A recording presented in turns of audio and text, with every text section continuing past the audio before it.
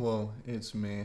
I'm coming in. Just waking up like every other time, so I get to sound all groggy and stupid and dumb for the entire video. But, like always, before I get into this next garbage abysmal fight card, I'm going to talk a little bit about Burns versus Morales. I went 9-2 on that card. A couple notable fights, in my opinion, that I would like to talk about. First and foremost, Julian Erosa versus... Jesus, I wish I could pronounce your first name because I'm becoming quite a fan of you. What a dogfight, man. The Costa had a really, really deep choke, and I want to say it was round 2, and Julian Erosa fought out of it. Julian Erosa, as I said before, not the cleanest fighter, you know what I mean? But he's a tough little boy. He's not, like I said, also not the most skillful. He's not like a top 5 ranked. What are they? Featherweights, bantamweights? I forget. But featherweights, yep. He's not the most skillful guy, but he's in fun fights. So is this Costa guy. They're in fun fights. I'm so straight up just lucky that I picked Gabe Green, and I'm happy that I picked Gabe Green. Same with Jared Gordon. I'm straight up just lucky and happy that I picked these people. Hyung Sun Park. I don't remember if I watched this fight because I was at the gym for the beginning of the card, but, thank you. But, yeah, and then Myron Santos, look, man, we're coming for you. We, as in the entire lightweight division, we are coming for you. You are going to get fraud checked. You beat Sadiq Yusuf just now. I just said lightweight division, you're fucking featherweight because you just fought at lightweight for some reason. The whole featherweight division is coming after you. We're giving you Gene Silva next. And then we'll see how you like that. All right? But then, yeah, and then in the main event, Michael Morales just absolutely dog-walked Gilbert Burns. Very impressive win, even though, obviously, I'm just going to mirror a lot of other people's sentiments. Even though Gilbert Burns is over the hump, that was a very, very, very impressive win. Nobody has made Gilbert Burns just wilt away like that. And, yeah, advances to 18-0. Very impressive record, 13 knockouts. And let's see him versus tougher competition. Let's see Michael Morales versus somebody like, I don't know. Who should we give him next? Let me ponder that, because I'm not really in the mood to just kill more welterweights. But also, what else do you do? Because I do like protecting youngsters for the most part, but I don't want to give him Carlos Prates or anything like that. You know what I mean? I feel like that's just stupid as far as like a business model. You know what I mean? Maybe give him Kobe just because fuck Kobe. I don't want to give him Waterboy. Ha! I don't want to give him Wonderboy because I like Stephen Thompson a lot. And I don't even know if Stephen Thompson's ever going to fight again. Yeah, I don't know. Help me brainstorm. Who are we giving Michael Morales next? But yeah, so that's 9-2 on that card. I got really, really lucky on a couple of these picks.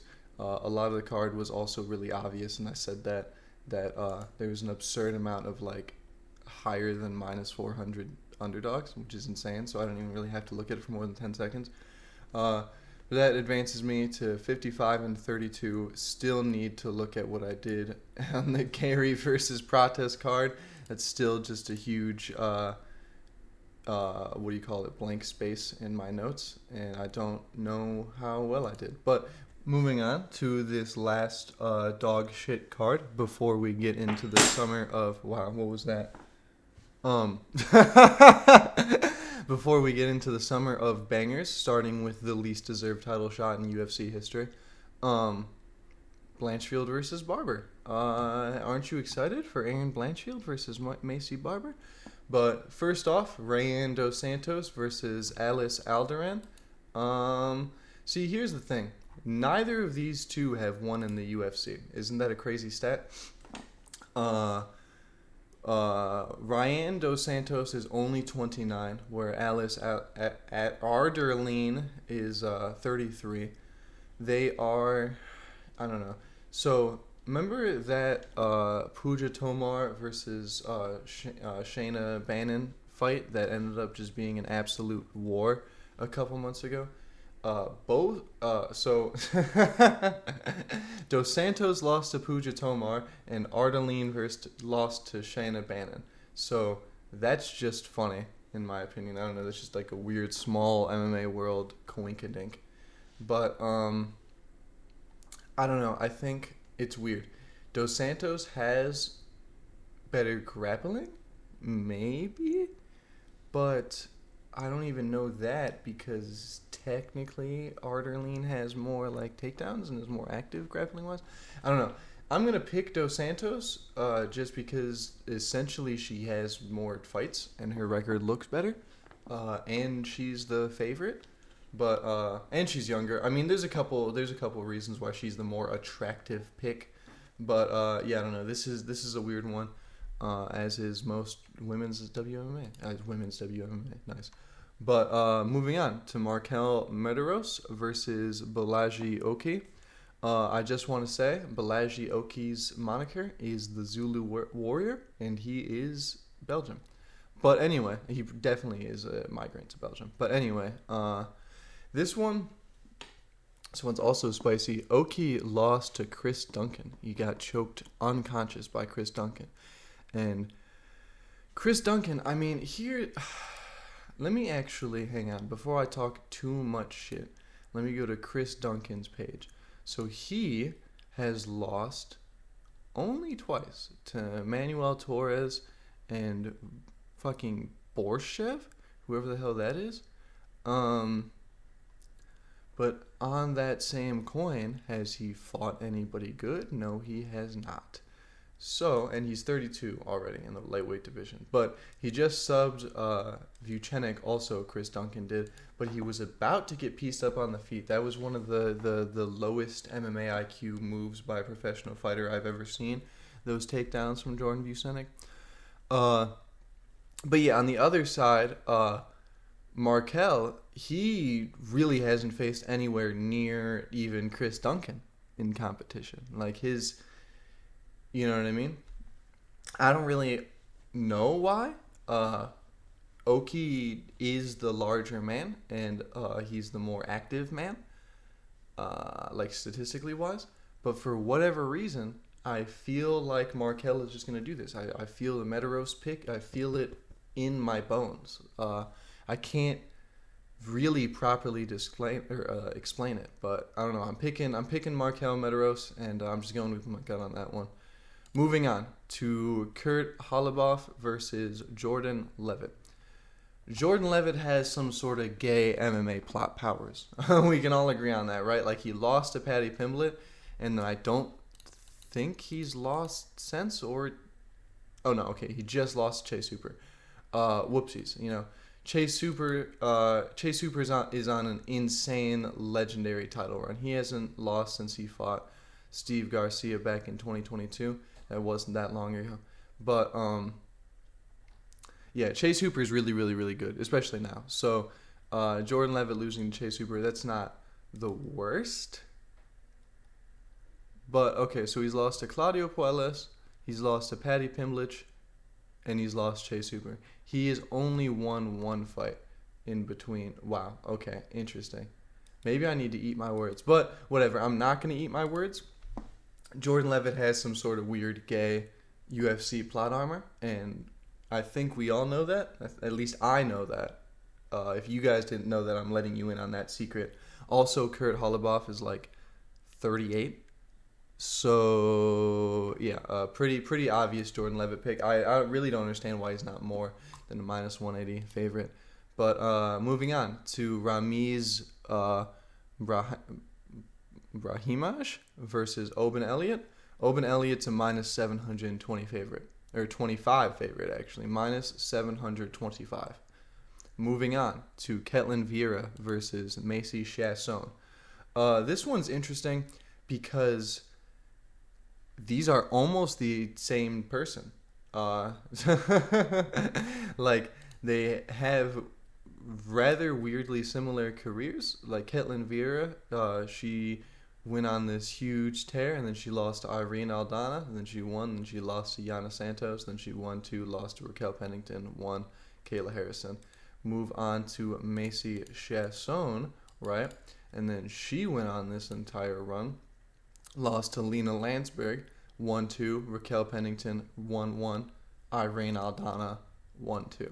So it's like both of them lost to insert no name, and then Raquel Pennington, and then Irene Aldana. It's a little weird, but and then Ketlen Viera has one more loss. But I don't know, for whatever reason, yeah, I don't know. Macy Chiasson, she's got longer reach. She's taller by a good bit. The longer reach is by a good bit. She's only 3 inches taller, but she's got higher output. I don't know. I'm just picking Macy Chiasson. Just she, like I said, these two seem like weirdly identical, like just different skins of one another. And Macy Chiasson is the larger one. She's got bigger hitboxes, which is normally low-key kind of an advantage, especially in WMMA. And to steal a rule from MMA Guru's book, she looks more like a dude. Moving on to, what is this? Jafel Filho versus Allan Nascimento. This one is interesting because they are well over 30 years old at the flyweight division and have not fought anybody worth a shit. Jafel's only loss is to Mokaev, which, Muhammad Mokaev is still undefeated, so there's a questionable amount of shame in that, but not really a whole lot. Allan has the striking advantage, I would say, but I think Filho has the grappling advantage, so I'm going to pick Filho in this. He also has the cleaner looking record. He is ever so slightly younger. He is not I don't know. I'm just I'm picking Jafel. Moving on to Zachary Reese versus Dusko Todorovic. This one is, just as interesting as Ramiz Brahimaj versus Oban Elliott. No, not entirely, but minus 300 favorite. It's like, are you really going to pick against that? Like, you're going to look at that number, and then you're going to look at what are you going to find to be like, oh, I don't know, this Dusko guy's really got a chance. I'm picking Zachary Reese. Just because this card isn't worth looking into to figure out if any of these underdogs are valuable. Moving on to Dustin Jacoby versus Bruno Lopes. I don't understand what the odds makers are smoking, and this makes me afraid of things like that Zachary Reese pick. Why is Dustin Jacoby the favorite in this fight? He is 38 years old. He has been cut from the UFC. He literally fought, Dustin Jacoby is one of the least decorated fighters ever, okay? He goes on this streak, gets signed to the UFC, loses twice in a row, gets cut. Wins twice in a row, signs to the World Series of Fighting, which is now the PFL, gets cut. Goes on a run, signs to Bellator, gets cut.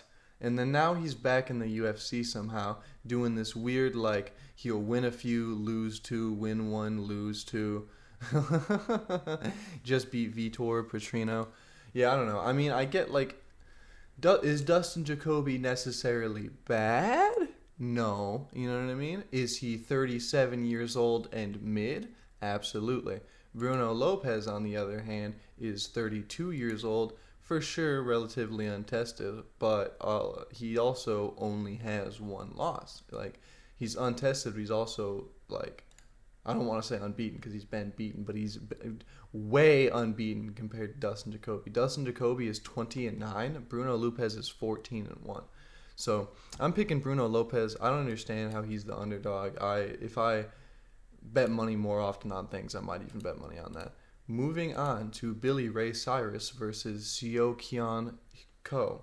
So this one hurts my feelings because I actually really do enjoy Billy Ray Goff. I think he's decent. I think he's got quite a future ahead of him, given that he's only 26 years old.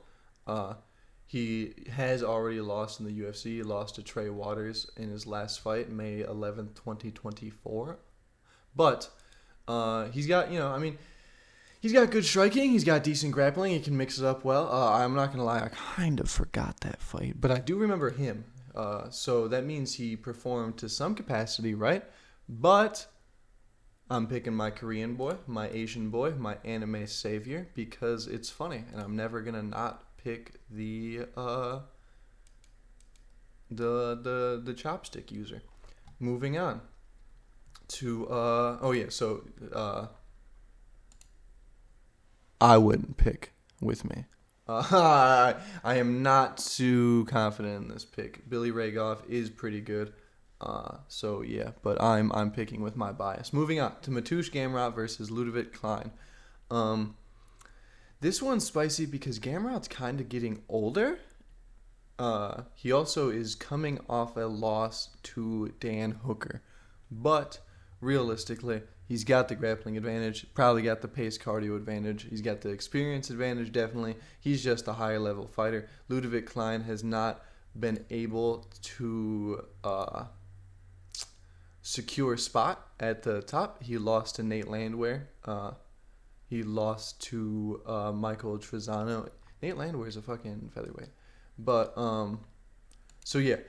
can Ludovit Klein beat Gamrot? Absolutely, he can. Will Gamrot most likely just solidify his spot as like a 10th ranked lightweight? Most likely. This fight doesn't really shake anything up too much. It's really just a case of I think Gamrot has been around the higher competition longer, and they have similar amounts of gas in the tank. Well, not gas in the tank, but so they have the same amount of fights, 27 fights. Well, I guess Ludovit Klein has 28 fights, but one of them was a draw.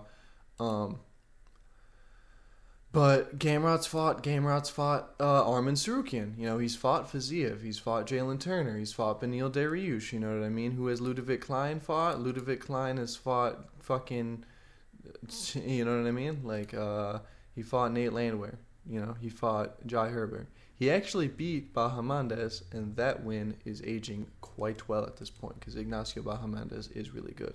So maybe actually Ludovit Klein has enough to do it.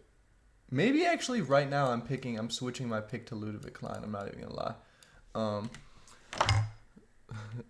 Ludovit Klein.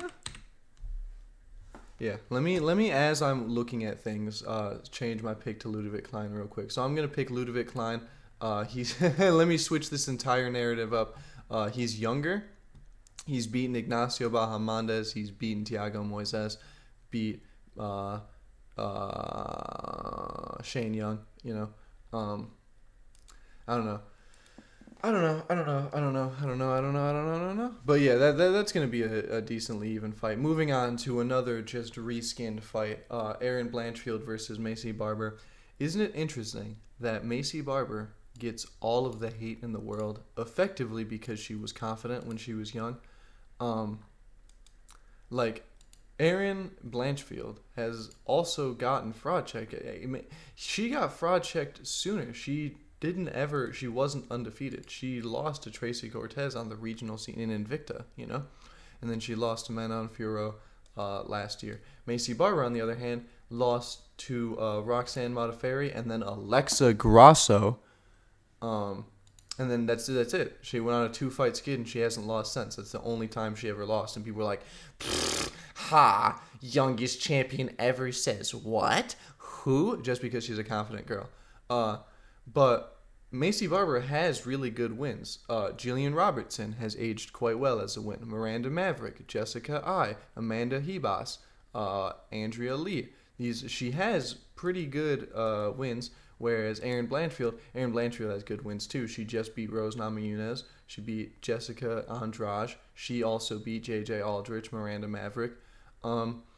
But it's like these guys, they both lost to easily comparable competition, and everybody acts like Erin Blanchfield is like the second coming of Christ, like she's just the greatest women's MMA fighter ever, and Maycee Barber is just shit on the side of the road. Essentially, I'm picking Maycee Barber. It's been way longer since she's lost. She's a little bit older. She's a little bit more experienced. I think she understands where she's at and what she needs to do to win UFC fights now. Not saying that Erin Blanchfield doesn't, but Erin Blanchfield just lost to Manon Fiorot, who went on to lose to Shevchenko. And I know A, MMA math doesn't mean anything, and B, what does that even mean? She lost to the champion, who cares? But I think Erin Blanchfield is less well-rounded and developed. I think she still has holes in her game to be exploited. No, I do not remember her fighting Fiorot to any... Like, I remember her fighting Fiorot. I don't remember the fight to any capacity, so don't at me about that, because I don't care. But yeah, I don't know. I'm going to pick Maycee Barber. I think Maycee Barber... I don't know. I don't know why I'm so confident in her. That's just another one that I feel. But that's it. Those are running out my picks. I've got Maycee Barber, Ludovit Klein. Really still not confident in Ludovit Klein, but whatever, will go. Asian boy, Lopes, Zachary Reese, Filho, Chiasson, Elliott, Jordan Levitt, Mederos, and Dos Santos. Those are my picks for UFC Fight Night Vegas 7,422. Erin Blanchfield versus Maycee Barber.